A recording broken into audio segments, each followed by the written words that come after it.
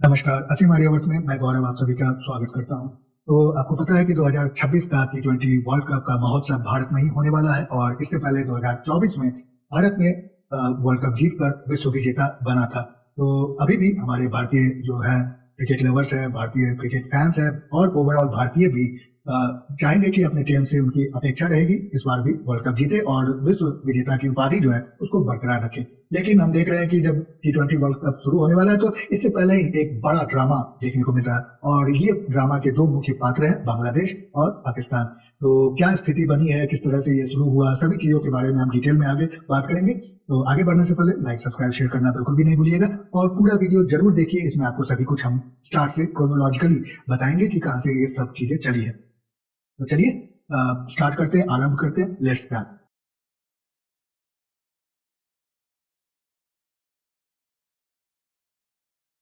So where did it all begin? तो बात ऐसी है कि 2025 के दिसंबर में आईपीएल का ऑप्शन होना था। इसमें बहुत सारे जो देश के खिलाड़ी, जो क्रिकेटिंग देश हैं, वो आते हैं और टीमें उनको खरीदती है या एक दूसरे में ट्रांसफर करती है, बेच भी देती है। तो इसमें बांग्लादेश की तरफ से एक खिलाड़ी मुस्तफिजुर रहमान जो है उनको खरीदा गया था, केकेआर द्वारा खरीदा गया था। वैसे तो बांग्लादेश के और भी प्लेयर्स थे लेकिन बस मुस्तफिजुर रहमान, और ये 2016 से ही आईपीएल में पार्टिसिपेट कर रहा है। लेकिन आपको पता है कि बांग्लादेश में जो आगे सरकार है वो तख्ता पलट हो गया और बहुत ही रेडिकलाइज्ड इस्लामिस्ट सरकार, जो जिहादी मेंटालिटी है, वो आके वहां पे अब बैठ गई है और वहां की जो एक कह सकते हैं कि पूरा देश अभी उसी तरह से ग्रसित हो चुका है। तो जो भारत ने 1971 में बांग्लादेश को पाकिस्तान से आजादी दिलवाई थी, आज वही बांग्लादेश फिर से पाकिस्तान के शरणों में जा चुका है और वो बस ऐसा नहीं कि बस गवर्नमेंट टू गवर्नमेंट या मिलिट्री कोऑपरेशन है।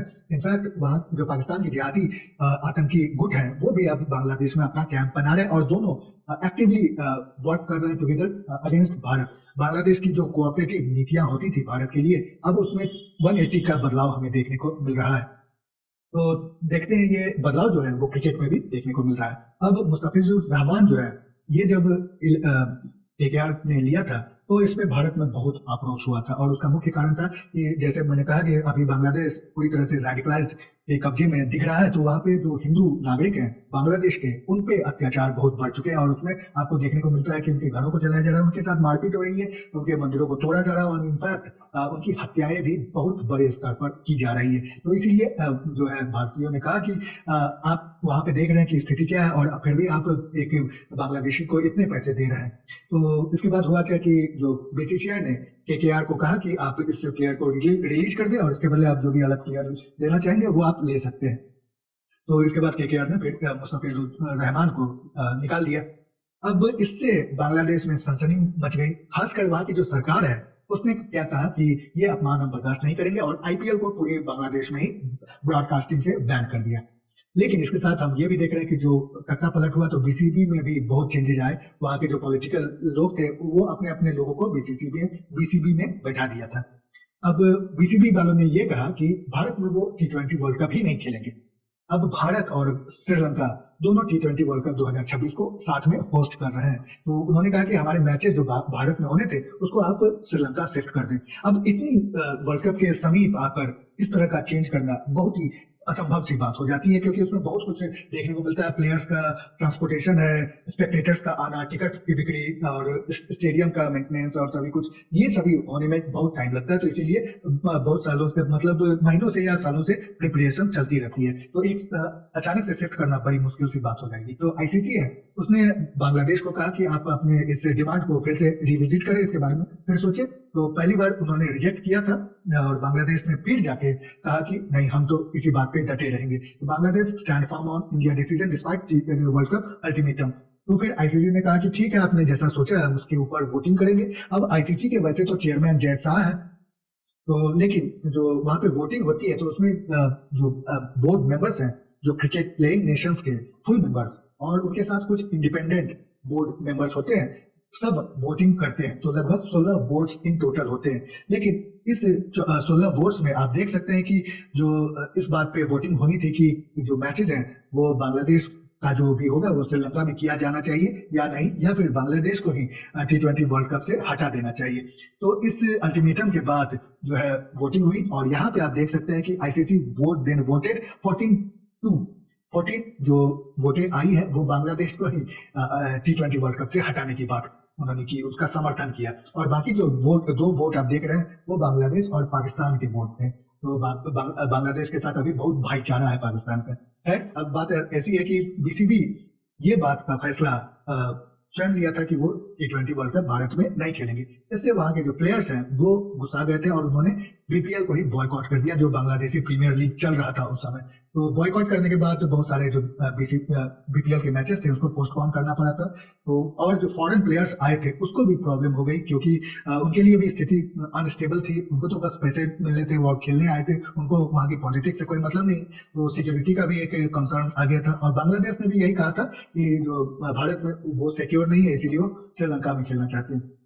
खैर, अब जो ये क्रिकेटर्स थे इनका एक और गुस्सा था। बीसीबी का एक ऑफिशियल जिसका नाम है नजीमुल इस्लाम, वो बहुत ही एक हायर पोस्ट पे है और उसने कुछ ऐसी बातें कह दी थी प्लेयर्स के अगेंस्ट, जैसे कि जो बांग्लादेशी इंटरनेशनल सीनियर प्लेयर्स हैं वो देशभक्त नहीं है, वो अपने देश के साथ खड़ा नहीं होते, उनको ये पैसा चाहिए, उनको आईपीएल में खेलना। तो ये सब जब बातें कही थी तो जो प्लेयर्स थे वो वैसे भी नाराज थे और भी नाराज हो गए और आखिर में बांग्लादेश की जो क्रिकेट बोर्ड बीसीबी है उसको नजीमुल हसन इस्लाम को हटाना पड़ा था, जो कि अपने आप को फिर हटा दिया था। तो इससे फिर जो बॉयकॉट था वो हटा लिया गया, बॉयकॉट वापस ले लिया गया और बीपीएल जो है वो फिर आगे कंटिन्यू किया गया। लेकिन इससे हुआ क्या कि जो प्लेयर्स है अब उनका इन्फ्लुएंस बोर्ड से अधिक हो गया है। अब यहाँ पे हम देखते हैं कि जो टाइम टेबल है T20 वर्ल्ड कप का 2026 का, उसमें पहला मैच 7 फरवरी से ही खेलना है और पहला मैच होगा पाकिस्तान नीदरलैंड के बीच में और इसी दिन फिर भारत और यूएस के बीच में भी मैच होना है। तो दोनों मैच एक दिन होने हैं और यहाँ से फिर T20 वर्ल्ड कप शुरू होगा। लेकिन इसके साथ हम एक और चीज देख रहे हैं कि जो भारत पाकिस्तान का जिसको मेजर मैच बोला जाता है, मतलब इससे रेवेन्यू भी बहुत आता है और जो ऑडियंस है वो काफी स्टेडियम में आती है और ब्रॉडकास्टिंग में भी काफी व्यूअरशिप मिलती है, ये मैच को ही पाकिस्तान ने कहा कि हम ये मैच खेलेंगे ही नहीं और इससे फिर वॉकआउट दे दिया गया भारत को। वॉकआउट का मतलब हुआ कि इसमें 2 पॉइंट अगर मैच के थे तो वो दोनों पॉइंट अब ऑटोमेटिकली भारत को मिल जाएंगे, जो कि हमें सेमीफाइनल फाइनल में काफी मदद कर सकती है। क्या क्या कॉन्सिक्वेंसेस हो सकते हैं?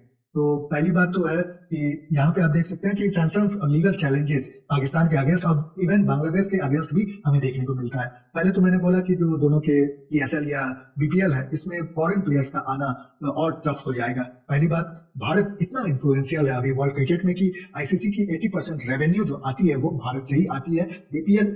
जो बीसीसीआई है वो अभी विश्व का सबसे बड़ा बोर्ड्स, जितने भी स्पोर्टिंग बोर्ड्स हैं उसमें से एक है। मतलब बस क्रिकेट की बात नहीं कर रहा, कोई भी किसी भी तरह का स्पोर्ट्स है उसमें भी BCCI one of the richest board बन चुका है और आईपीएल उसी तरह से वन ऑफ द टॉप 5 कह सकते हैं कि ये स्पोर्टिंग लीग बन चुकी है। और इसमें एनबीए जो कि बास्केटबॉल अमेरिका की लीग है, ईपीएल जो कि इंग्लैंड की प्रीमियर लीग फुटबॉल की है, उनके साथ खड़ा है आईपीएल। तो बहुत ही अधिक पैसा है और बीसीसीआई पैसा शेयर भी करती है, ये दूसरे बोर्ड्स को अपने प्लेयर्स भेजने के लिए पैसा देती है और इनफैक्ट जो भारतीय टीम किसी भी देश में जाती है तो उनके बोर्ड के लिए काफी रेवेन्यू जनरेट करती है। तो इसलिए भारत ही आज वर्ल्ड क्रिकेट को एक तरह से चला रहा है और आप इसके अगेंस्ट आ गए, खड़ा हो गए तो फिर आपको बहुत प्रॉब्लम होने वाली है। अब यहाँ पे तो मैंने बताया कि जो 2 पॉइंट है वो पाकिस्तान भारत को वैसे ही दे दिया है, रन रेट में प्रॉब्लम करेगा, वो सब बहुत सारी चीजों में प्रॉब्लम कर सकता है। उसके बाद जो आईसीसी का रेवेन्यू आने वाला है और participating in T20 world cup, Bangladesh को तो कुछ भी नहीं मिलेगा और पाकिस्तान में भी बहुत डिडक्शन हो सकते हैं। उसके बाद लीगल चैलेंजेस हो सकते हैं पाकिस्तान को, जो ब्रॉडकास्टर्स है वो कहेंगे कि हमें मैच में इतना रेवेन्यू होना था, आपने मैच को रद्द करवाया तो आपको ही रेवेन्यू का कंपनसेशन देना होगा। तो ये लीगल चैलेंजेस पाकिस्तान को देखने को मिल सकते हैं और आईसीसी जो है पाकिस्तान को वैसे भी हटा सकती है। तो ये सारी चीजें हो सकती है पाकिस्तान के साथ और बांग्लादेश के साथ भी, और मेरे हिसाब से ये बहुत ही अच्छी बात होगी, क्योंकि मैं नहीं समझता कि 2010 के बाद से जो पाकिस्तान है वो उस तरह की टीम है जो इतना इन्फ्लुएंशियल, जो इतना इम्पैक्टफुल देखने में लगती है।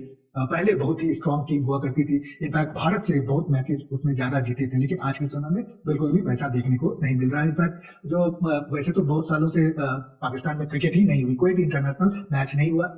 जो वो मैच खेल भी रहे थे अपना होम वाला, वो दुबई में जाके खेल रहे थे, लेकिन फिर धीरे धीरे पाकिस्तान में फिर से क्रिकेट शुरू हुआ और अभी भी जो जितने भी फुल टेस्ट प्लेइंग मेंबर्स हैं आईसीसी के, वो अपने बी टीम सी टीम को ही पाकिस्तान भेजते हैं। साथ में भारत तो कुछ भी बायलैटरल सीरीज ही नहीं करता, तो उसकी बात ही अलग है। तो ये सभी चीज़ों के कारण पाकिस्तान की अभी स्थिति बहुत ही डवाडोल है। उसके साथ पीएसएल में जो इंटरनेशनल प्लेयर्स आने वाले हैं, अगर बोर्ड्स ने कहा कि जो बीसीसीआई ने कहा कि आप एनओसी देंगे तो हम आपको पैसा नहीं देंगे आईपीएल से, तो फिर वो बोर्ड्स भी जो है पाकिस्तान में पीएसएल में जो प्लेयर्स को भेजना ही नहीं चाहेगा। तो उसके साथ हम देख रहे हैं कि बांग्लादेश तो पहले से ही मतलब 30 सालों से इन्होंने क्रिकेट शुरू किया हुआ है, लेकिन आज तक भी ऐसा कोई इम्पैक्ट इन्होंने नहीं दिया है। ये अभी भी एक तरह से उसको कहते हैं कि अंडरडॉग, मतलब 30 सालों से ये अंडरडॉग ही है। श्रीलंका को देखें, श्रीलंका ने भी इनसे जस्ट 10 साल पहले ही क्रिकेट शुरू की होगी और वो वर्ल्ड चैंपियन बन चुके हैं। वो ऊपर नीचे जाते रहते हैं, लेकिन कम से कम उनका इम्पैक्ट है, उनके प्लेयर्स वेल नोन है हर तरफ। संकारा है, डिसिल्वा थे, महिला जयवर्धने, जयसूर्या, रणतुंगा, इनका नाम था। तो वो अभी हमें देखने को बांग्लादेश में कभी नहीं मिलता है। और इस वजह से मैं समझता हूँ कि स्कॉटलैंड तो एक बड़ी अच्छी टीम है और भी बहुत सारी टीम्स को हम या आईसीसी जो है या बीसीसीआई भी नर्चर कर सकता है कि वो आगे चल के जो टेस्ट प्लेइंग नेशन बन सके। और उसमें अगर कहूँ, हो सकता है कि अभी रेवेन्यू का लॉस हो, खासकर पाकिस्तान के मामले में, लेकिन हम फ्यूचर को अगर देखते हैं तो वो ज्यादा अच्छा रहेगा। पाकिस्तान बांग्लादेश दोनों अनस्टेबल देश है और बहुत सालों से हमें पाकिस्तान तो अनस्टेबल दिख ही रहा है और बांग्लादेश की भी वही स्थिति नजर आ रही है। तो आगे चल के फिर ये जो आपके नेपाल है, बहुत ही स्ट्रॉन्ग टीम, पोटेंशियल है उनके पास। और अफगानिस्तान, वो भी आपको दिखा चुकी है कि वो पोटेंशियली बहुत ही स्ट्रॉन्ग टीम बन सकती है इन फ्यूचर। दोनों का फ्यूचर ब्राइट है, आप उनको ले सकते हैं। स्कॉटलैंड, आयरलैंड है ही, और भी बहुत सारी टीम है, आप उनको ले सकते हैं। तो ये सभी चीजें अब दर्शाती है कि पाकिस्तान इररेलेवेंट बन चुका है और बांग्लादेश तो कभी रेलेवेंट था ही नहीं। चलिए देखते हैं आगे क्या होता है। ये आगे जो मैचेस होंगे वो भी खेलेंगे कि नहीं, कोई अगर अभी तो लीग मतलब ग्रुप मैचेस हैं, लेकिन आगे चल के सेमीफाइनल अगर खेलते हैं तो उसमें खेलेंगे कि नहीं, ये भी देखने वाली बात है। आपकी क्या राय है मेरे कमेंट सेक्शन में जरूर मुझे लिख के बताएं। साथ में लाइक, सब्सक्राइब, शेयर करना बिल्कुल भी नहीं भूलिएगा। पूरा वीडियो देखने के लिए बहुत बहुत धन्यवाद। मिलते हैं अगली बार, तब तक के लिए नमस्ते, जय हिंद।